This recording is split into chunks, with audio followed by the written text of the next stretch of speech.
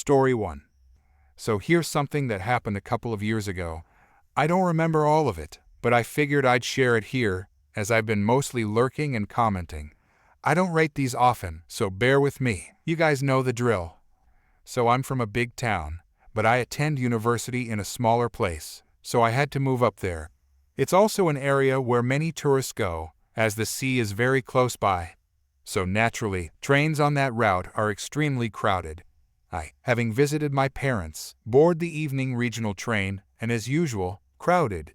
Regional trains are the cheapest without advanced booking, so everyone tries taking the same train. Hence it was so packed, you basically couldn't move. I somehow made my way through all the tourists away from the door and settled in front of entitled mother and nice kid, who stood on the first step of the stairs.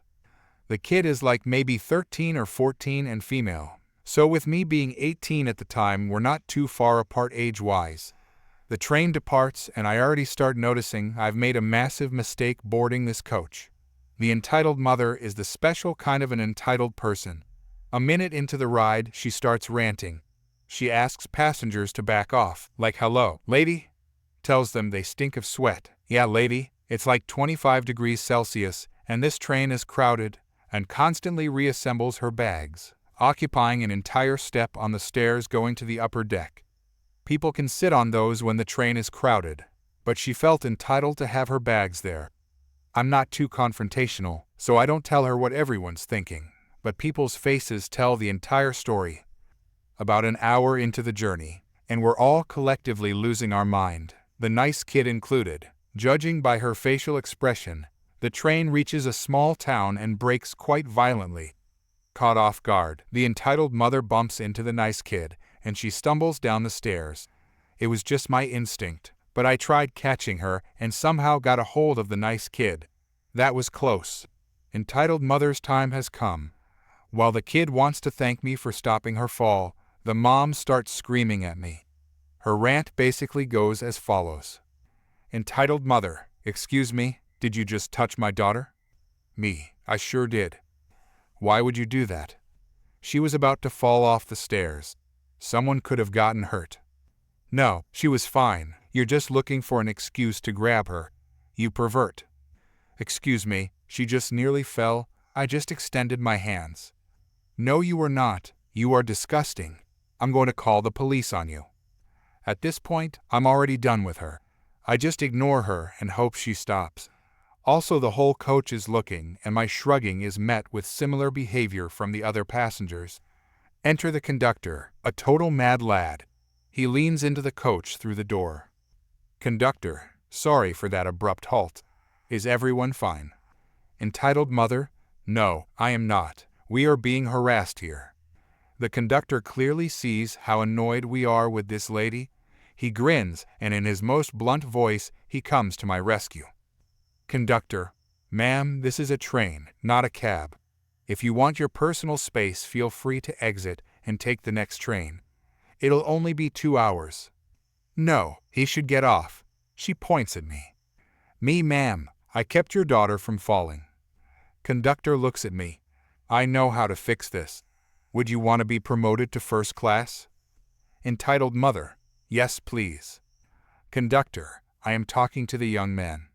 So, I get promoted to first, where literally no one is sitting. The entitled mother throws a temper tantrum and ends up being removed from the train, probably invalidating her ticket in the process.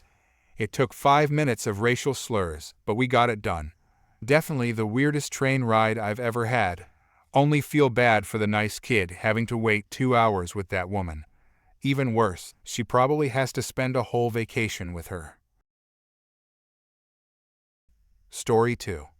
After my sister was evicted from the family property, she went to live with her troublesome best friend, who eventually kicked her out. After that, she moved in with her abusive boyfriend, who was also her drug dealer. This guy had serious anger issues and was incredibly manipulative. However, he was also highly intelligent and made a living fixing and reselling cars despite legally being on disability. The first time I met him, I could tell he was two-faced, and I wanted to stay as far away from him as possible. Then, one day, my sister called me in tears. Her boyfriend had abandoned her and her puppy in an unlivable camper trailer on the side of the road.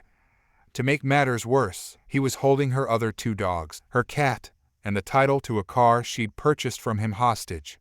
He did leave her with another car, but it was a broken-down Volvo that wouldn't even start. To top it off, he had smashed the rear window with a hammer during one of his rage fits. My sister contacted the police, but they told her that since the car was legally his, he had the right to damage his own property. They claimed there was little they could do to help her. Despite all the years my sister had made my life miserable, I came running to help her. Even her boyfriend's parents rushed to assist because, even though he was their son, they knew he was out of control. Together, we loaded all of my sister's belongings into my truck. However, my sister has never been good at letting go of unnecessary items, even when forced to downsize. My truck, a Ford F-150, was packed to the brim. After that, we had to return to her boyfriend's apartment to retrieve her pets and the car title. The guy had picked the lock on my sister's safe and stolen the title from it. He kept denying it, wearing a smug grin, and trying to gaslight her. For nearly an hour, he and my sister yelled at each other while I watched in frustration. By the time the argument ended, it was already dark. My sister threatened to call the police unless he returned the title, but he continued to deny having it. However, my sister knew just enough about his life to cause real trouble for him if she involved the authorities. Realizing she wasn't going to back down, he stormed off to his apartment. A few minutes later, when my sister wasn't looking, he ran outside, threw an envelope through my truck window onto the passenger seat, and rushed back inside. It was the car title. If I hadn't seen him do it with my own eyes, I knew he would have tried to gaslight her again, insisting it had been there the whole time. I have no idea if she confronted him about it later because I never got the chance to find out. Since my sister had nowhere else to go, she went to stay with her boyfriend's sister, a single mother with 2 kids and another on the way. I had to drive my sister there, but she barely looked up from her phone to give me directions. Unless I forced her to pay attention, she would get irritated and tell me she was busy. Nearly every time we needed to make a turn, she would wait until the last possible second to tell me. After unloading her belongings, she begged me to take her cat home with me, which I agreed to do. That cat was thrilled to be back. He had been raised at my house, and as soon as I pulled into the driveway, he recognized the scent. From inside his carrier, he went from meowing in distress to purring loudly. The moment I let him out, he ran around the yard, clearly overjoyed. I have since had him microchipped and registered in my name because I refused to let my sister take him back, only for him to end up living in another dangerous environment. My sister lasted less than 2 days at her boyfriend's sister's house before they were at each other's throats. My sister is nearly impossible to live with, and on top of that, she allowed her dogs to relieve themselves all over the bedroom floor without bothering to clean up after them. I had to clean the mess myself when I arrived. Her boyfriend somehow managed to get that broken-down Volvo running for her, but things took a terrifying turn when he suddenly grabbed her by the hair. She had to slam her foot on the gas pedal to escape, and in the process, a chunk of her hair was ripped out. I met up with her after that incident, and we once again packed my truck and the Volvo with all her belongings. I then spent the entire day driving her from place to place as she desperately searched for someone willing to take her in. The problem was that she had burned nearly all her bridges. Because of her entitled and self-centered behavior, about 98% of the people she had once called friends wanted nothing to do with her. Very few even responded to her messages. At one point, she even dragged me to a produce farm where workers were living in campers, hoping they would let her stay. They wouldn't. Throughout all of this, I was the only one walking her 3 pugs. She barely stepped out of her car. She didn't help with anything, even when her phone died and she had to wait for it to charge. Whenever I got frustrated with her, she would start crying and act as though she was completely helpless. Then, she hit me with one of the most ridiculous excuses I had ever heard. She claimed she had multiple personalities, and that's why she was mean to people. I didn't even bother arguing with her because I knew she wouldn't listen. She had been diagnosed with bipolar disorder as a teenager. but she mentally blocked it out. More than likely, she also had narcissistic tendencies. I had known her my entire life, and she had always been cruel and self-important. Add alcoholism and drug addiction to that mix, and she had completely lost touch with reality, but not in the way she claimed. She showed no real signs of having multiple personalities, no distinct identities, no memory loss between personality shifts. She simply convinced herself she had a disorder for sympathy. I really wish I were making this up, but unfortunately, every word of it was true. Finally, after what felt like an eternity of searching, she convinced an old high school acquaintance to let her crash on their couch. I had never met this person before, but I could tell just by looking at them that they regretted saying yes the moment they saw her dragging all of her stuff inside. Before we left, I told my sister she needed to start taking responsibility for herself. She rolled her eyes and muttered something under her breath, but I was too exhausted to press her on it. As I walked back to my truck, I could hear her excitedly talking about some party she wanted to go to that weekend. I shouldn't have been surprised. For her, this was just another pit stop in a cycle she refused to break. That night, I collapsed onto my bed, physically and mentally drained. My phone buzzed. It was a text from my sister, asking if I could drive her somewhere the next day. I didn't even respond. Over the next few weeks, she cycled through more couches, burning through the last of her goodwill. The people who took her in always ended up kicking her out, realizing too late what a disaster she was to live with. Her dogs continued to suffer because of her irresponsibility, and every time she got desperate, she would call me, demanding help as if I owed it to her. At some point, she reached out to my mom, who had long since cut her off, begging for a place to stay. My mom refused, standing firm for the first time in years.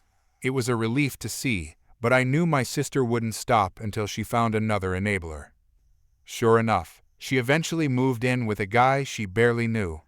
From what I heard, he was just as reckless as she was. The last time I checked, she was bouncing between different men, still dragging her dogs along for the ride, still playing the victim whenever things didn't go her way. I had to make the painful decision to cut ties with her completely. The emotional manipulation, the constant chaos, and the way she treated people like disposable tools, I couldn't take it anymore. It's strange to say, but I don't feel guilty about it. I did everything I could for her, more than anyone else ever did. She refused to change, refused to take accountability, and at some point, you have to walk away for your own sanity. I still have her cat, and he's living his best life now. That's the only good thing that came out of this mess. I don't know where she is now, and honestly, I don't care to find out. Story 3. This incident took place some time ago at a large hospital in Australia. On the Friday before Christmas, senior management dropped the dreaded restructure notice. It contained the usual corporate rhetoric about realignment, improved patient outcomes, and more efficient practices. They informed staff and unions that the consultation period would close in the first week of January, with the new employment structure set to take effect in February. Under the terms of our industrial award, the employer was required to engage in genuine consultation, allowing employees the opportunity to persuade the employer to reconsider making them redundant. Another crucial factor was that redundancy payouts in Australia's healthcare sector were generally quite generous. For instance, an employee with 13 years of service would receive a full year's pay, with $113,000 tax-free, in addition to entitlements such as annual leave and long service leave. The value of redundancy payouts increased annually, reaching a maximum at 13 years of service. Approximately 4 to 5% of the workforce, more than 200 employees, were slated for redundancy. In response, the union promptly took legal action, arguing before the industrial court that the consultation period, particularly over the holiday season, was insufficient. The court agreed and extended the deadline by 2 weeks, but it also issued 2 critical statements. First, the court would not allow any further delays to the restructuring process. Second, it firmly reminded the unions, since multiple unions were involved, that their role was limited to consultation. Hospital management viewed this as a significant victory and openly boasted about their supposed advantage over us. The union, however, held a combined meeting and devised a strategy. Since the court had ruled that staff could only consult, we decided to flood management with as many questions as possible. Members were encouraged to submit any and all inquiries. My union alone collected more than 1,200 questions, including 700 unique ones. The other unions gathered an additional 800 to 900 questions, bringing the total to over 2,000. As expected, management did not respond well to this overwhelming number of inquiries. They attempted to move forward with their plans regardless. However, we returned to court, reminding the judge of his previous order requiring genuine consultation. The court ruled that the employer was obligated to answer all submitted questions.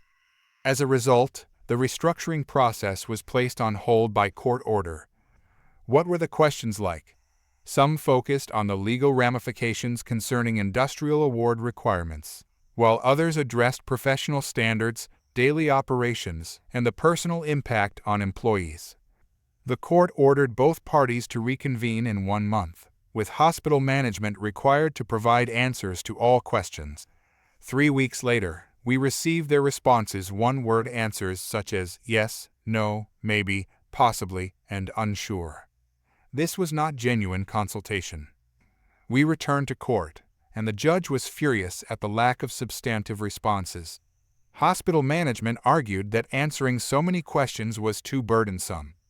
The judge, however, reminded them that they were only required to engage in meaningful consultation, not provide rushed or dismissive replies.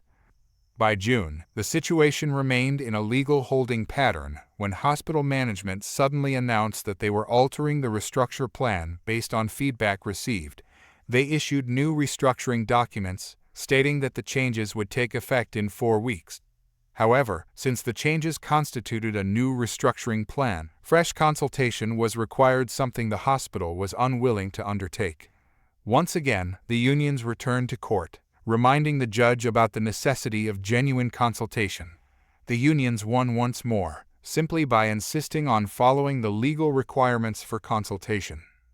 By December, 1 full year after this process had begun, the hospital hired a consultant to expedite the restructuring. However, she shared the same mindset as hospital management and attempted to push through the plan without proper consultation. Predictably, we returned to court. At this point, the judge had lost patience, noting that the unions had consistently followed the rules while the hospital had not. We responded by submitting even more questions. Frustrated with the hospital's repeated failures to comply, the judge decided to take a more direct approach. He scheduled monthly meetings, personally chairing them to ensure the restructuring process was handled properly. In the end, the entire restructuring took over 3 years, far longer than originally planned. As a result of the prolonged process, far fewer jobs were lost than initially expected. In fact, some departments even gained positions after we successfully argued for increased workloads requiring additional staff. The majority of those who did lose their jobs were close to retirement age and received substantial payouts. Additionally, since the restructuring took more than 3 years to complete, many employees who had not yet reached the maximum redundancy payout threshold when the process started had accrued additional years of service, increasing their final compensation. All we did was consult exactly as the judge had ordered. Story 4. It was an ordinary day at the clinic. There wasn't much going on, just the usual patient issues, coughs, sneezes, or minor injuries. That's when a young man, let's call him Todd, walked in with his service dog, a beautiful border collie. Naturally, the dog drew attention from all the ladies in the office, myself included. My administrative assistant, Nicole, gave Todd the usual scripted greeting and asked what brought him in. Todd explained that he hadn't been feeling well. Nicole got him started with the paperwork while my medical assistant, the radiology technician, and I couldn't help but admire the sweet dog. As Todd filled out the paperwork, this small conversation took place. Me? Hi, sir. How are you today? What brings you in? Todd. Well, I haven't been feeling well. I'm having trouble breathing through my nose, and my chest feels congested. Me, I'm so sorry to hear that. May I ask why you have a service dog? We are legally allowed to ask this due to the Americans with Disabilities Act guidelines. Todd, oh, I was born with Usher syndrome. Me, what is Usher syndrome? Todd, it's a condition where, over time, you progressively lose both your vision and hearing. In my case, it started when I was very young. Because of my condition, I also developed anxiety. Abby was trained to sense when I'm struggling and help calm me down. Me, I'm so sorry to hear that. Please don't hesitate to ask if you need any help filling out the paperwork. Todd, thank you, but that won't be necessary. I can see a little some things are blurry, but I manage. I appreciate you asking. Me, of course. If you need anything, just let us know. By the way, your dog is really sweet. What breed is she? Todd, oh, Abby? She's a 3-year-old border collie. She's been my best friend for years. I don't know what I'd do without her. I've raised her since she was a pup. Me? That's so sweet. Well, I'd better get back to work. I'll be seeing you and Miss Abby ruffles Abby's collar in just a minute. Let me or Nicole know if you need anything. We briefly parted ways so I could prepare a room for Todd and Abby. Just then, we heard the door chime. Another visitor had arrived. Nicole greeted the woman, whom we'll call Karen. She looked like a version of Kirstie Alley and, after receiving her paperwork, took a seat only a few spots away from Todd. As Todd stood up to hand Nicole his completed forms, Abby perked up and guided him across the room. Karen, for some reason, did not like this. She let out frustrated sighs and threw sharp glances in Todd and Abby's direction. Todd and Abby returned to their seats, waiting for the medical assistant and me to bring them to the back. A moment later, Karen got up and approached Nicole. Karen, here you go. She handed back the clipboard with the paperwork. Nicole, ma'am, I'm so sorry, but I noticed you haven't completed your paperwork. Is there something I can help you with? Karen, no, I don't feel comfortable in here. Nicole, I'm sorry to hear that. Is there something I can do to help? Karen, yes, you can start by removing that filthy flea bag. Nicole, ma'am, I'm sorry, but that's not something I can do. Karen, why not? It's unsanitary to have a filthy animal in a medical office. That dog doesn't belong here. Just then, as if on cue, Abby perked her ears up at the sound of an ambulance siren blaring outside and let out a soft howl. Karen, oh, be quiet, you nasty mutt, she screeched at the dog. Todd, I'm so sorry. He gently pulled Abby's lead, trying to calm her. She doesn't usually do this. Karen, that's nonsense. That scruffy dog probably isn't even a real service animal. You probably just bought that vest online. Liar. Nicole, ma'am, I'm sorry, but you cannot approach other patients or their service animals. The dog is here to assist Todd with his medical condition. Please lower your voice. This is a medical facility, and you're disturbing others. She attempted to redirect Karen. Would you like my help filling out your paperwork so you can be seen by the provider? Karen, no, I want this mutt out of here, and I want to speak to the provider. Nicole, remaining professional, placed a brief call to the back, letting me know that an urgent situation had developed at the front desk. I quickly made my way out to greet Karen. Me, hi, ma'am. How are you today? Karen, not great, honey. I came in because I'm experiencing a personal health issue, and this beast here keeps making inappropriate noises. It stinks. I told your receptionist to do her job and remove that mutt, but she refuses to kick that kid and his dog out. It's just not okay. Me, I'm sorry to hear that. What noises are you referring to? Karen, it's howling, panting. It's disgusting and unsanitary. Me, I understand your concern, ma'am, but according to the Americans with Disabilities Act, we cannot discriminate against individuals with disabilities or prevent them from using a service animal. Karen, what? He's abusing that animal. How can you people be so cruel? You should be ashamed of yourselves. Me, ma'am, that's enough. I need you to calm down, or I will have to ask you to leave. There is no need for name-calling, and there's no reason for this situation to escalate. The dog is a service animal, here to assist its owner with essential tasks. Now, if you would still like to be seen by the provider, I can take you to an exam room. Karen, really? Well, then I want to see that dog's paperwork. She stepped toward Todd, holding her hand out as if demanding proof of Abby's certification. Me, ma'am. I stepped between her and Todd to prevent her from getting too close. That won't be necessary. It is against the law to demand proof of a service animal certification. I think it would be best if you found another physician's office to care for you, as we won't be able to help you today. Karen, how dare you? Why can't you see me? Why do I have to leave? That man and his filthy dog should be kicked out. Me, ma'am, I've asked you to lower your voice. I'm sorry, but I won't be able to treat you today. You're behaving inappropriately and disrupting the office. Please leave. Karen, I will not leave until I'm seen and until that man and his mutt are thrown out.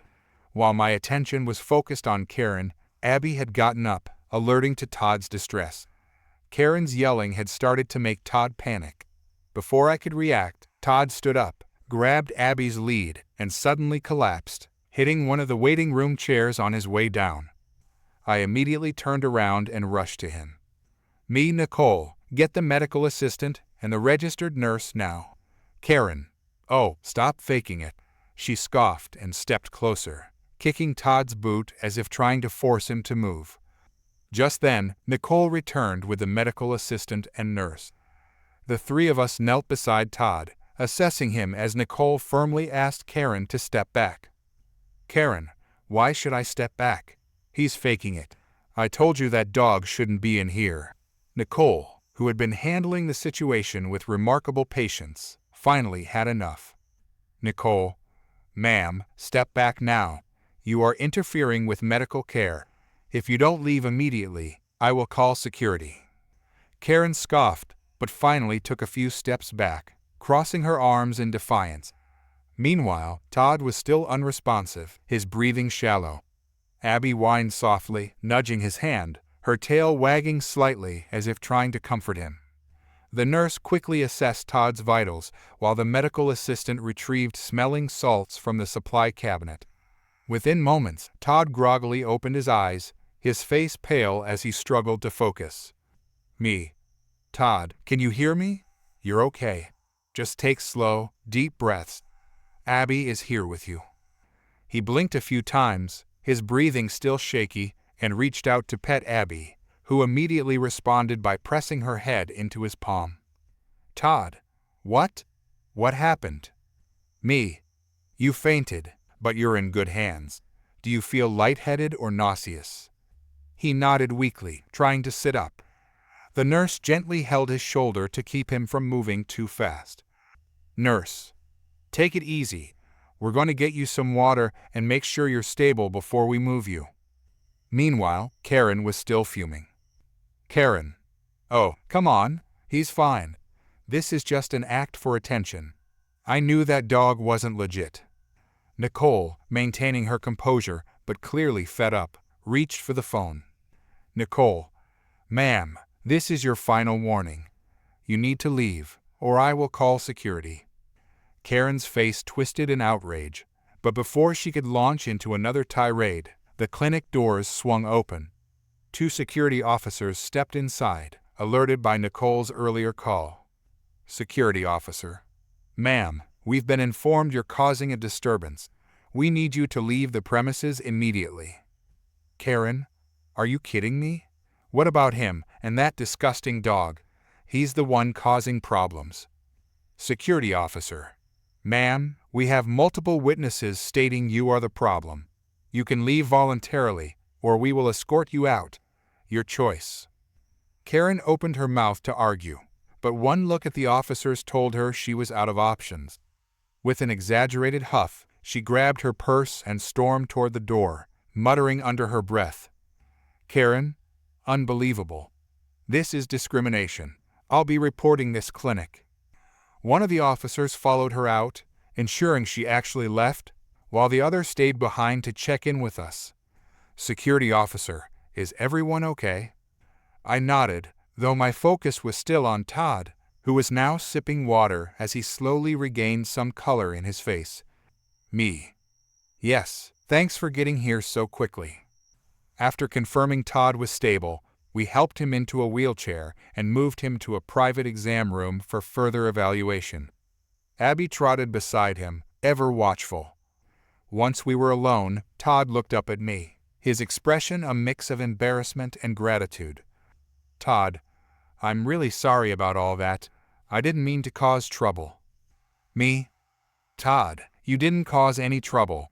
That woman did. You did nothing wrong. He exhaled slowly, petting Abby as she rested her head on his lap. Todd, I guess I'm just used to it. People see the vest and assume I'm faking it because I don't look disabled. That statement hit me hard. It wasn't fair that he had to deal with that kind of judgment. Me? Well, for what it's worth, we believe you. And Abby is an amazing service dog. A small smile tugged at his lips as he nodded. Todd, yeah, she really is. We completed Todd's checkup, ensuring he was okay before he left. Before he walked out, he turned back to us. Todd, thank you. For everything. Nicole, the nurse, and I exchanged a look and smiled. Me. Anytime, Todd. Take care.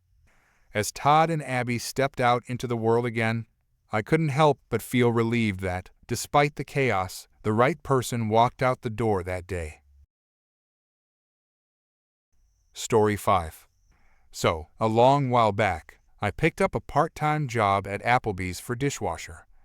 When I got there and was training for a week, there were always at least 2 people washing them, and often 3 during dinner rush. I was also trained as a cook, which isn't what I applied for, but I'm always more than happy to help where needed and do the best I can at my job. To help understand why some of the things mentioned later matter so much. When it comes to dinner rush, the cooks will absolutely need certain plates at certain times. They had to be on specific shape-sized dishes depending on the orders, so in many of the contracts for servers, they are actually required to place like plates on top of each other in the dishwashing area when they drop them off.